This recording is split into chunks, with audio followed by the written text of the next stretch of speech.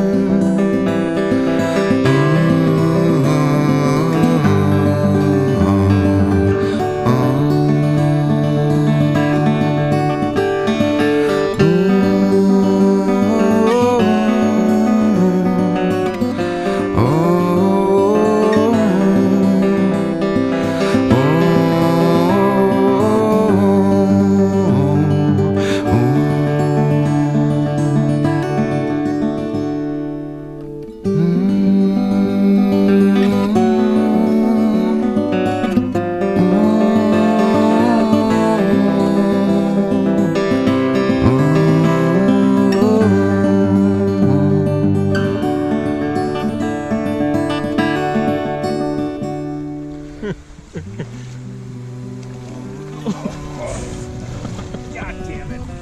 This board's not connected to this board. Did you get it? Don't step on the left board, guys. Why didn't you tell me that? I didn't know.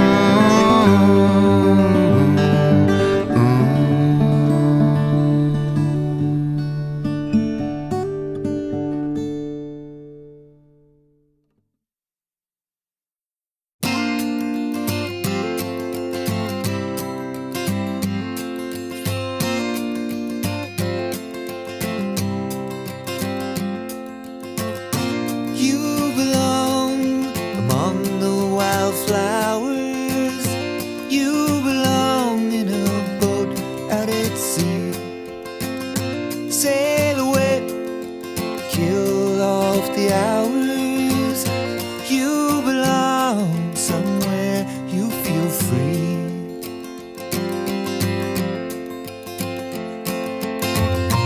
Run away, find you a lover.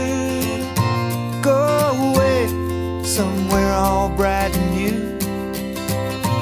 I have seen no other who compares with you. You belong among the wildflowers. You belong in a boat out at sea. You belong with your love on your arm. You belong somewhere you feel free.